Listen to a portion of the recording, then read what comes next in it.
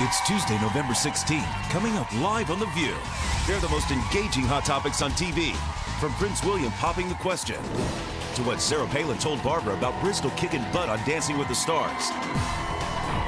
And whether Kate Gosling's kids getting kicked out of school means they should be expelled from reality TV too. And if the economy isn't giving you much cheer this holiday season, mega pastor Joel Osteen's revealing how to keep your spirits up, even if you've fallen on hard times. Then, TV's about to lose one of its royals, and Larry King's looking back at a career packed full of the most unforgettable interviews, and taking you behind the scenes to expose what the cameras didn't catch. Goodbye. All that, hot topics and more, coming up on The View.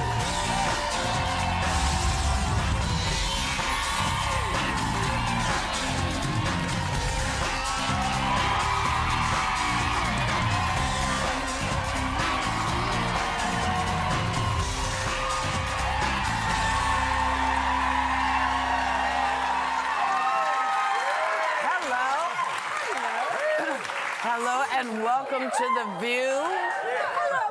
Hello, darling. Elizabeth has the day off today. Barbara, you have been a busy woman lately. What have you been doing, girl? Will be in my spare time. Okay.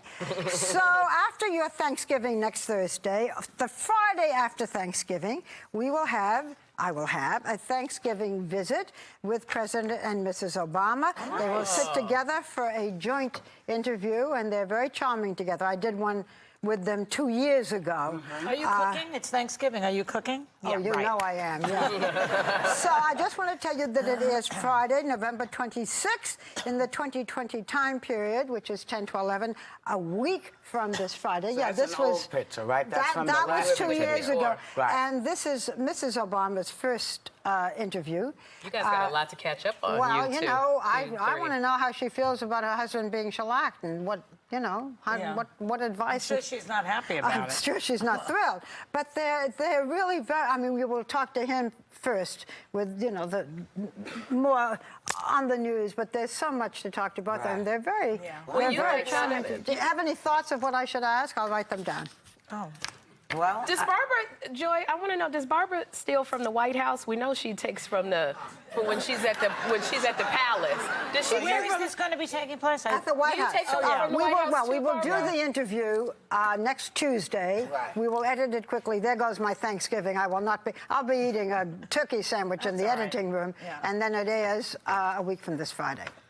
Well, yeah, she does steal from the White House, to answer your question. No, she takes napkins and little tchotchkes. I take things that are not tied down. Yeah. She takes things that are not tied down. Okay. Well, can you bring us something back nice from the White House? The president. I just want to know, because the last time he was here, he sort of explained what he was trying to do and why he had taken the job. And I just wondered if he's starting to have any regrets.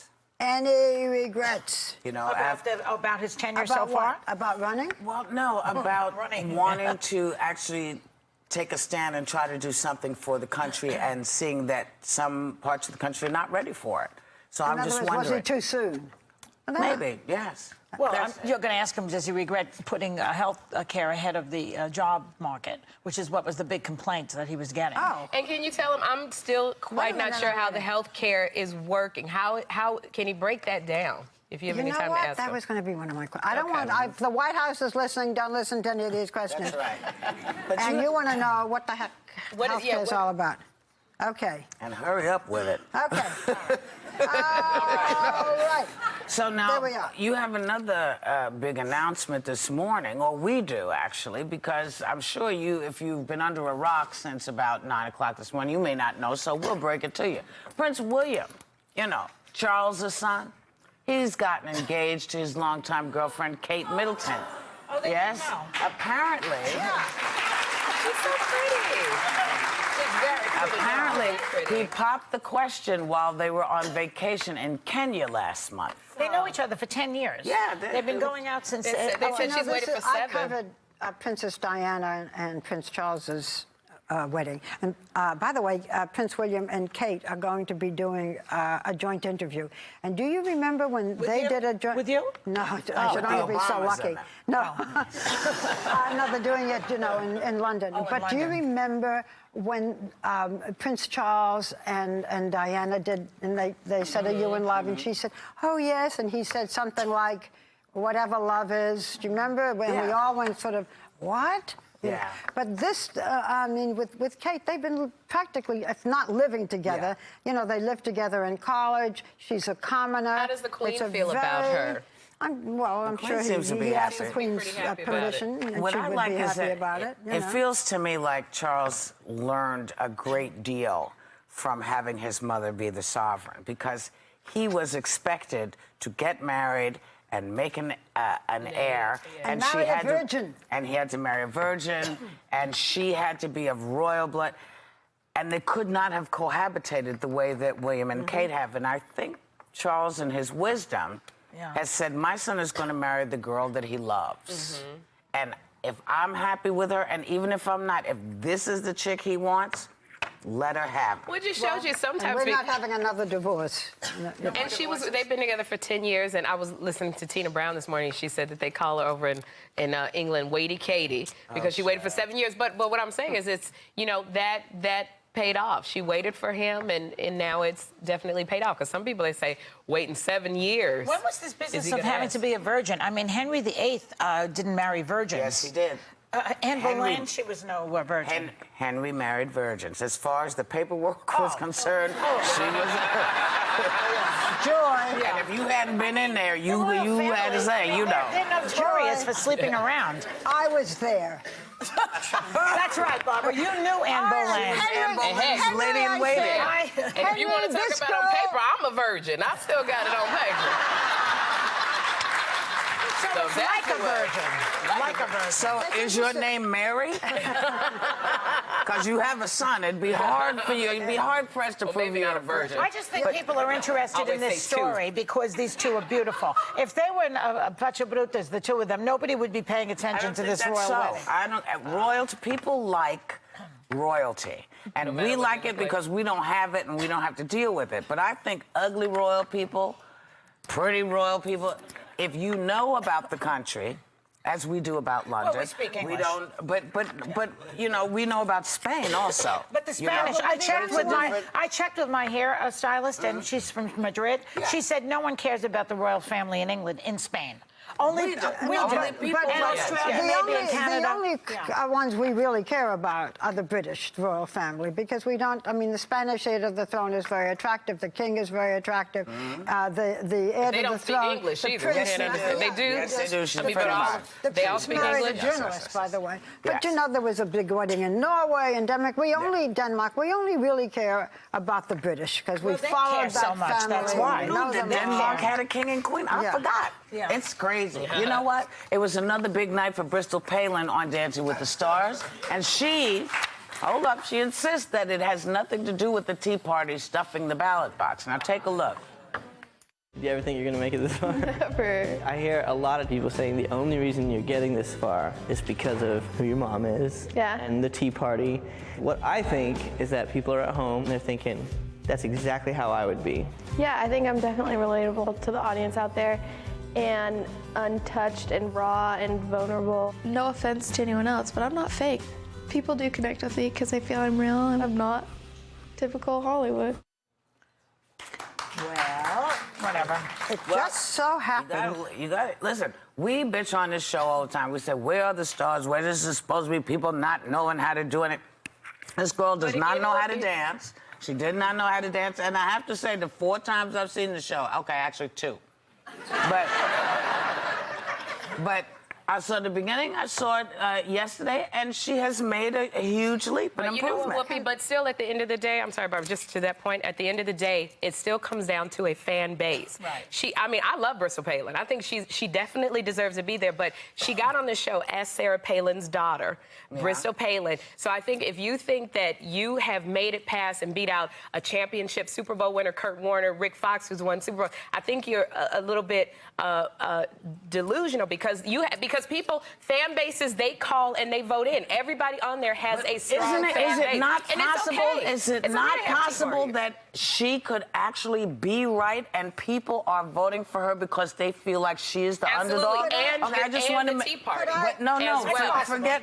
Is it not possible that people actually might be doing it because they like her? Yes. I talked to Sarah Palin, and I asked her about this. Yeah, no, I talked to Sarah Palin over the weekend, okay? Yeah. And I asked her about this. Yeah. Because we have a special coming up, and she's part of it. And I said, is this happening? Because the Tea Party people are phoning in, what you're saying about. And she said, well, what do we do? I'm going to quote. She said, what do we do? Call every Tea Party person? I haven't got the time. And by the way, Sarah Palin and her husband Todd went from New York to Los Angeles to be with her. They were there, yeah. And she said, I haven't got all that time. Bristol has the greatest work ethic of any person that I know. Better than her mother, actually. Could I finish? I'm just saying, she quit. Bristol at least is sticking it out. Go ahead.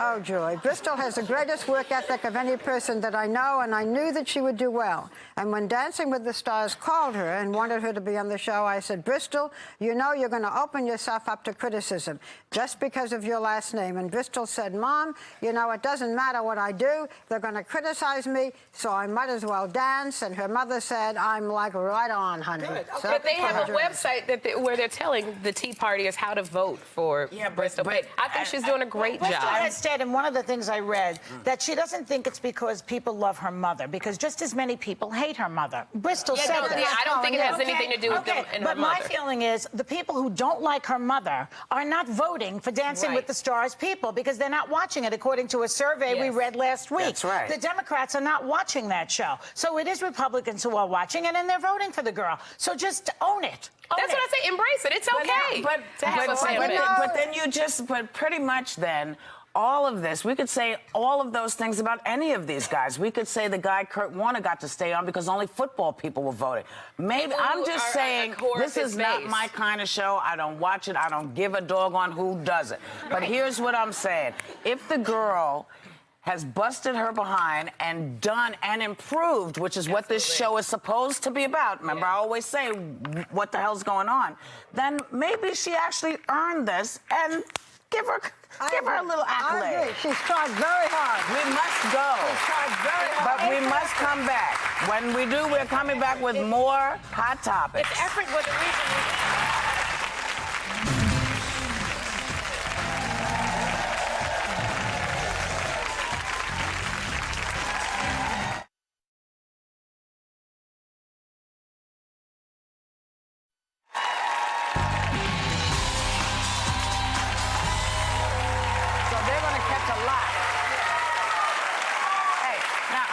Security Secretary Janet Napolitano is urging flyers to be patient about new TSA body scanners after horror stories emerged about a child being traumatized by the process and one man who left the airport rather than get screened, warning, if you touch my junk, I will have you arrested. That's what he said. That's what he said. Yeah. Now, we're all flying. And I have to say, I don't care. I want them to check everything. I want them to make sure that I'm not carrying anything I'm not supposed to be carrying, because I'm telling you, I don't want... people are getting so innovative with where they put these things, these bombs and stuff. I want to see what's up under your heart. The groping but there's groping now, too. I mean, if you don't want to do the body scanner, then people can start groping you. I get enough of that on the F train, but still, I would still go through it. I would still let them do it. I think, Captain Sullenberger has said that he doesn't want pilots to go through this. I agree. You can scan anything you want if it's going to make us safer. But I think if a pilot has his identification, if a pilot's not safe, then who is? And for pilots, every time they go on and off a plane, first of all, we don't know how much radiation is involved. It's supposed to be minute.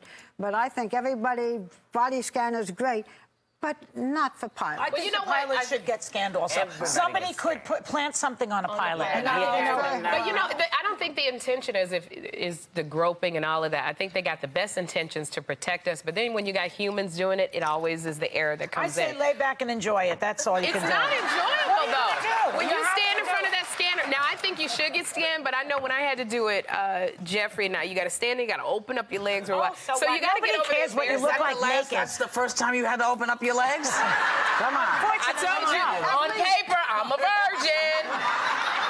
At least there's a purpose. The other time you opened up your legs, you got in trouble. That's right. But the bottom line is, it's really, I mean, people are so innovative, as we said, that, you know what, it's uncomfortable, it's not your favorite, but damn it, you know, be safe. But Whoopi, the issue is you can still put an explosive in a body cavity. You need a CAT scan to see that. That's why you get a CAT scan. So they can still, you know what I'm saying? But we're doing everything that we can do. We're doing the best we can do. These people want to kill us. They'll put it inside a dog, inside a child. These things are very serious. I mean, you have to take this seriously. So as you know, as things happen, then we say, okay, let's do that. So God forbid anything should happen. You know, arms up, chest akimbo, breathe deep, and deep, big old smile. Don't you have something to say, Sharon? Yes, wanted to say that all week long, we are putting our hard-working behind-the-scenes crew into the spotlight in The View's Backstage talent show. It is so fun. Yeah. Our second contestant in The View's, audio technician Michael Glazier, performing his original song, November Snowfall. Take a look. How his dad, houses back, have they laid him off from work yet? And how are you? I remember laughing in the summer sun, running in the rain. I remember snowball fights, quiet nights. I won't refrain from remembering a new spring's heat, running streets, putting on the wares. I remember you always being there.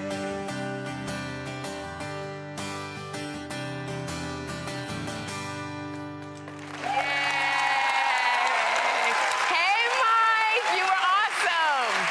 Hey, Mike. All right, Monday, November 22nd, we are announcing the winner who will get to perform on The View next week, and you are picking who that is. So log on to our website to vote for your favorite. Tomorrow's contestant he's number 3, so you can see all the contestants perform on our website right now. The Tea Party is voting for this. That's all I have to say. Are we allowed to vote? Are we voting? No. Can we vote? I don't think I don't know if we can vote. We don't I don't think we're allowed to vote. We love them all. Yeah, we can vote. But you know what? We love everybody, and we're going to tell you just how much, because when we come back, we're coming back with Pastor Joel Osteen. Yeah.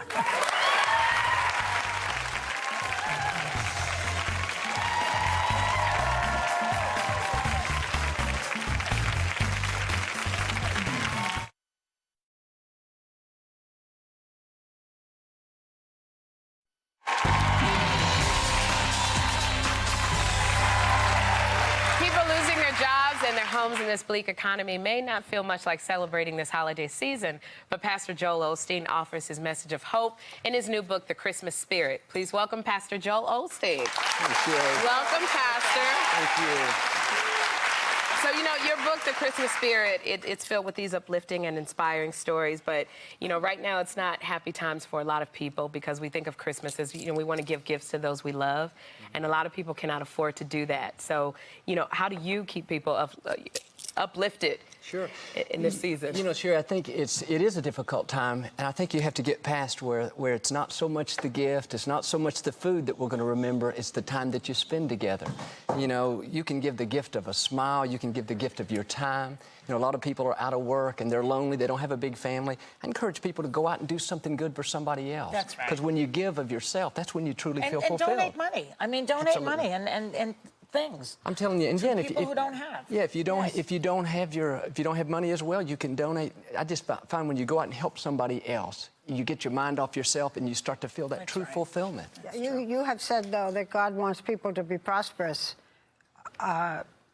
Maybe a little more help.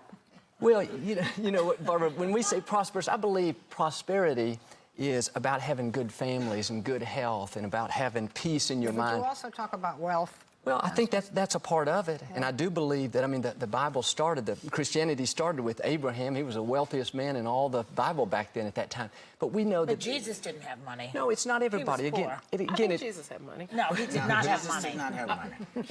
He was born in a manger. I don't think that's high real estate. He was born in a manger because there was no room for him to sleep in the inn, is why he was born in a manger. Reading your book, one of the things that... Sorry about that. One of the things we took you off the track. Listen, I'm going to help you. One of the things you talk about is that your father used to say, well, I can't do it. I want you to do it, and the whole family does it. What did he used to do? Well, when he drank coffee from early in the morning, he would take his first sip of coffee and he'd let out a long ah, and he'd go, ah. No, like you did it bigger than that. Well, I don't want to sound goofy, but he'd take a sip and he'd just go, ah. Ah. And so as little kids, we grew up drinking coffee and saying our ahs as well. You know, I'm sorry, I just wanted to ask you a controversial subject, although I know you try to stay away from controversy. But the last time you were here, you said that homosexuality is not, and I'm quoting you, God's best. And recently, a pastor of an evangelical church in Georgia named Jim Swilley came out and said that he's gay. He's married, he has children, but he's gay. What's your feeling about that?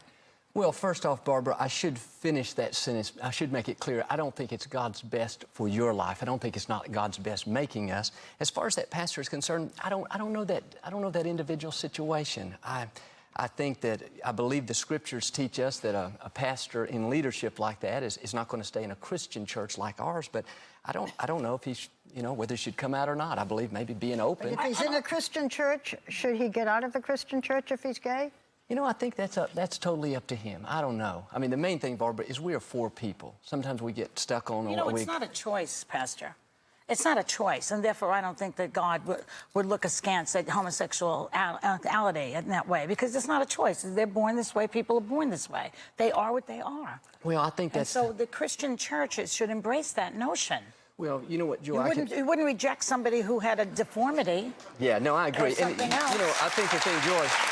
Not that I mean to say it's a deformity, but there are other things that are embraced. But if you came to our church, Joy, you would see people from all walks of life. We don't have a sign at the door, no gays, no drunkards, no people on drugs. We're for everybody. Well, and so we're not against people. We're helping them to become... But when you say that the Bible is against gays, that makes people get bullied and bad things happen to people because of what people say about that. Well, it's terrible. I think the difficulty, Joy, is we're not for bullying. I mean, if you follow our ministry at all, we're for uplifting people. But there's the scripture that we can't necessarily change. I have a question, because I really believe that God said very clearly, no one else can judge you but me. If you have an issue, if something's going on, you don't need to hear what anybody else says. Come to me and I will forgive you. Go ahead, Sharon. Okay. I'm sorry, Whoopi. I was just going to say that many people forget that this Christmas, they think it's just about giving gifts. We also talk about the birth of Jesus. When you were growing up in your home, that was really important. What was that Christmas spirit like when you were growing up in your home? Look at you. When we were growing up, our home was filled with love. And every Christmas season, we would sleep in the den together, 5 of us kids, the night before on Christmas Eve, and get up and have Christmas together with our family. And so, I just think it's important that we make good memories, because that's what we're going to take with us, more so than the gifts and the food and all that. Whoopi, finish your question. I just wondered, only because, I know it shocked people that I would even know this, but don't you believe that God, in his infinite wisdom, created us all as individuals and gave us enough intelligence to go to him for those answers that we sometimes look to people on earth for? And so do you think that in God's infinite wisdom, because he doesn't make mistakes. God doesn't make mistakes. So clearly he made folks who are gay and straight and shouldn't we, as Christians and Jews and all the other religions, Muslims, say, okay, if this is what God put out, who am I to judge it? What do you think? Well, I'm 100% on you, Whoopi, in that we are not to judge other people. Excellent. And I believe that God has made every person as a child. He's breathed his life into them. I think there's decisions that we all make that, how we choose to live our life is important. I do think, as a Christian, I believe that God's word is inspired, and that's where we get our values. I want to say one more thing about you, which I think is great. You gave the opening prayer for the newly elected lesbian mayor of Houston. okay? So obviously, you're not the person to... You're not the person that we're talking about. But did you get any flack for that? Sure we do. We get flack either side, whether you do or don't. But again, it shows that the heart of who we are is to uplift people and to love everybody. Jesus said, you'll know my disciples when you love each other. And so we're not here beating everybody down. I got to say, you're the only person that come to this table and we talk so softly like this the entire time. Wow, you need to come more often. Dancing with the stars. Yeah, thank you, Jesus. Wow. Members of the audience are taking home a copy of The Christmas Spirit. We're going to be right back with Larry King.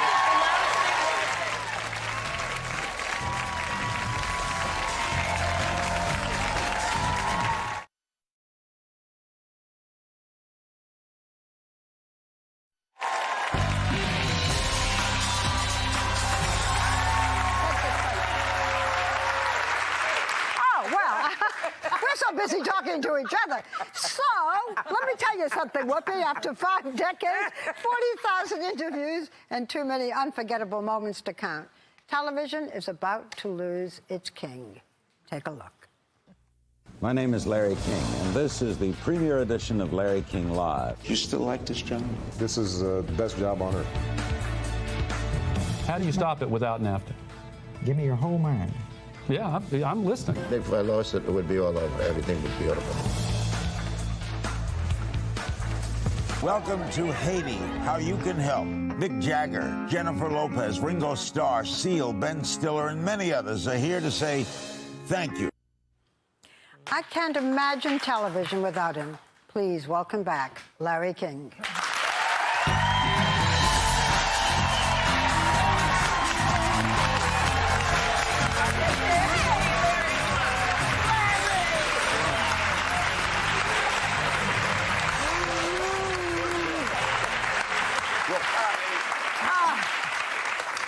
Back again. Oh, my dear. Yeah, and the Back studio again. audience that loves you.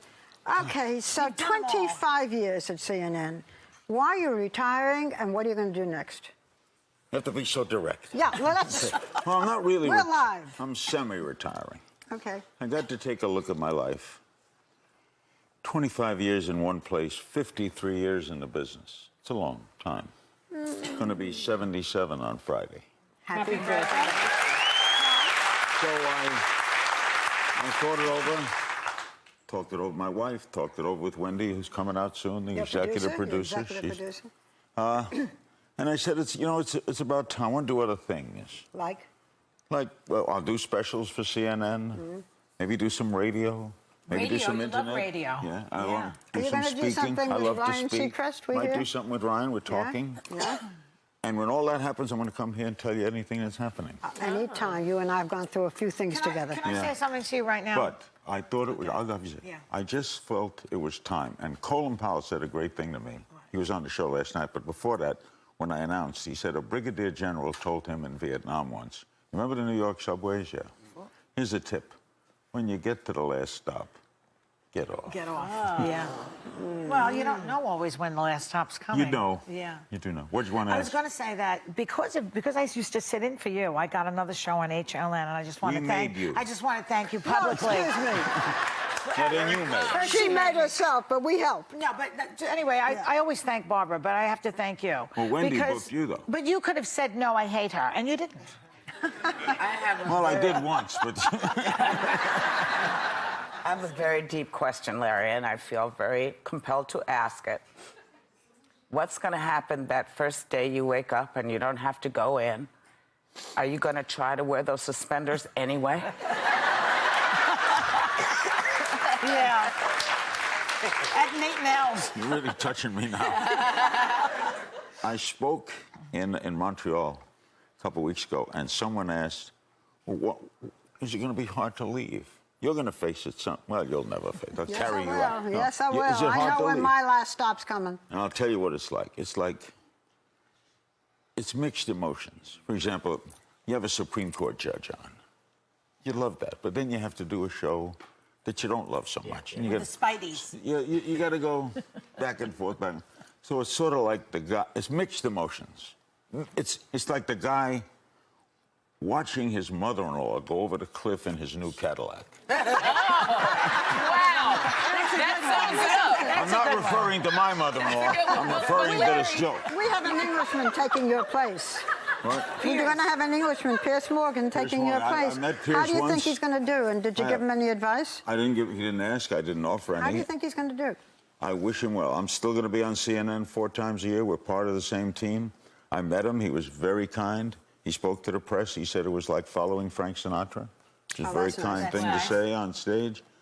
I have never seen him interview, so I can't judge that. I've seen him on America's Got Talent. I think he's very good as a judge, and I wish him nothing but the best. But you know, that's such a great analogy of watching your mother-in-law in your Cadillac. I wasn't referring to my mother-in-law. One's mother-in-law, but you've had so many memorable moments. One was with Marlon Brando, your interview with Marlon Brando.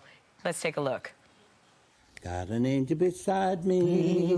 Got a whatever to guide me. Got a date with an angel, and I'm on my way to heaven.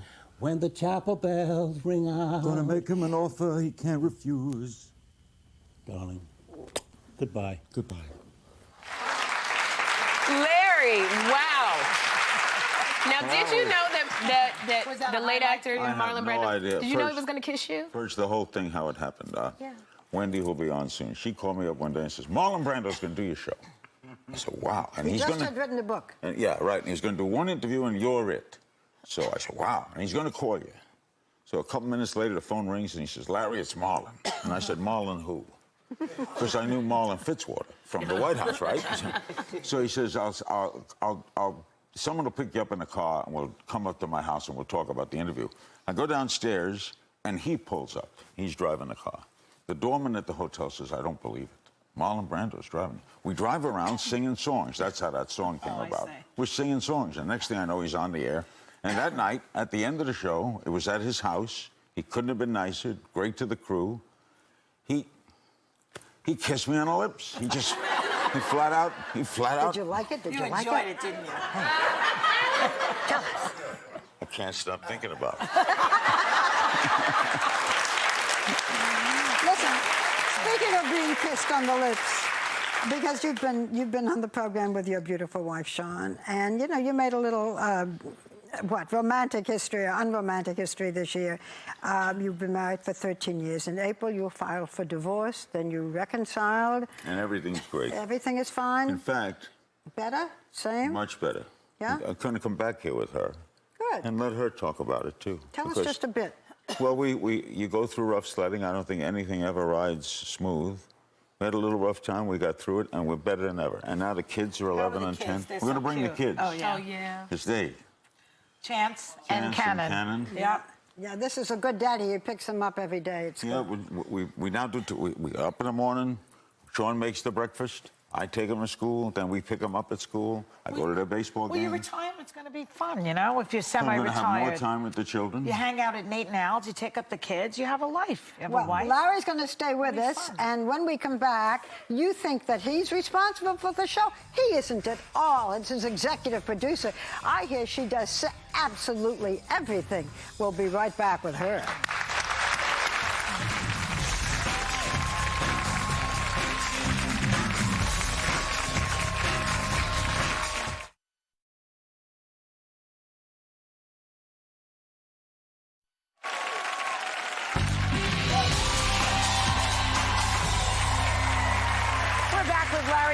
Joining us now is the woman behind the man, his senior executive producer and author of the book Producer, Wendy Walker. Welcome, Wendy. Thank you. So listen, I know you've been producing for Larry for 17 years. Yes. But somebody told me, or maybe, anyway, I heard that he didn't want to hire you in the beginning. Why? No, he didn't want to hire me. Why not? What'd you have against her? No, I didn't have anything against her. The previous producer had left. They said, we'll work it down. We'll have 2 or 3 left, and you pick one. Well, there were 2 left. There was Wendy and a guy who worked at Good Morning America. And I met with him, and he was a sports freak. As are you. Yeah. Yeah. So he says, we'll do sports, we'll do baseball. Yeah, you got it. So the executive called and said, give this other girl one more chance. Meet with Wendy. So we met at Duke Zebert's famous restaurant in Washington. And she brought along a list of letters. I booked myself. From presidents, concert masters, Leonard Bernstein, God, See how great you are? How great she is. And she's been doing it ever since. And then she leaned forward and said, "Want more? I'll get more." And I said, "This is a person should have this job." You know, I read the book that you're holding in your hands, and I just want to say that this tells what the business is like, but also the producer, but also what it's been like with Larry. Okay, you know, some of the political interviews that you've done. I mean, you made Ross Perot, for example. You. Okay. Yeah. But what happens when the two of you disagree? I mean, he wants to do more sports, you want to do something. Who wins? Well, it depends, but we really don't, get along. We actually do get along. We don't have a lot of fights. You book the shows. She does. Yes. I decided a long time ago that I'm not a booker. I host a show, but I don't. I mean, he certainly tells us if he disagrees. If he doesn't like something, he'll tell us. But if I had my own way, I would do it. And if we did sports a lot, and I love sports, we're on against sports every night. So the sports fan would be watching basketball tonight. Do you talk in his ear while he's on the air and say, ask this, don't it? No. He doesn't like to be talked to during... No one likes that. Yeah, once I start. She's terrific because she's relentless. She runs a tough staff. The staff is terrific. And the book I loved, and I read the book. You wrote the foreword. I read it in galley form. Larry, there's something... I thought it was terrific. If you want, you're going to enjoy every page of this book. Okay. Well, there's something that you do that I got to know how this started. You have a fetish for handbags. Yeah, what's up with that? So you give one of these handbags, and you slip notes inside the bags. I don't have the fetish. She has the fetish. You indulge them. You feed the fetish. Yeah. How'd that get started? How many have you got, Wendy? About 500. What happens every time he does a show? Some of them are $29. I get them at antique shops too. What's the favorite one that Larry ever gave you? Well, probably a little silver Chanel bag that I wear a lot. It costs me double because every time I get her a bag, I got to get Sean a bag. I got to get Sean a bag. Sometimes Sean and I will see one that we like and then tell him. She's the Imelda Marcos. Who do you wish you could have booked? Who have you missed now that you're leaving the show too, right? Yes, together. She's going to produce the specials. I see. I wish so who do you really wish you could have? I wish we could have booked Mrs. Onassis, and I wish we could have booked Princess Diana and Michael Jackson. We all have the same list. And Abraham Lincoln. And so we have a satellite, our last show up. They're all coming on the 16th. You know, Larry is notorious, maybe it's true or not true, for not reading the research, not reading the books, and he shouts it from the rooftop. How do you feel about that as his producer? Is it true, Larry? I don't think it's true. Well, I get a lot of notes, and we go over them before the show. I don't like to know too much. I'll tell you, I got a rule. I don't like to know the answer to a question I'm going to ask. But you don't read the book. You and I have discussed this. I read the books. I think it's important to the person to read the book. You don't, and you're doing okay without it. But I used to do a 3-hour radio show in which I could explore the book. Right. If I knew the book, I was ahead of the audience. But I didn't want to be ahead. He reads all day long, so it's not... So you ask the question, you read the research. I see, I see. I'm sorry. Why, Larry? Why do you like the obituaries? You will not share that. Is this true? Because I look at the ages. And the diseases also. And you think what? Today we lost 73, 84, an 81, and a 39. You're spooky. So what does it mean? If it's old, you're happy. If they're young, or if it's young... If it's someone the same age, that's paralytic. That's the worst. No, I don't want to die. Right. Well, no, you are not going to die, Larry. You're going to come back here. She'll save you. We don't want Wendy will book something that Don't day. ever leave Wendy. You know what? Our thanks to Larry King and Wendy Walker. Members of our studio audience are going home with a copy of Producer. We'll be right back.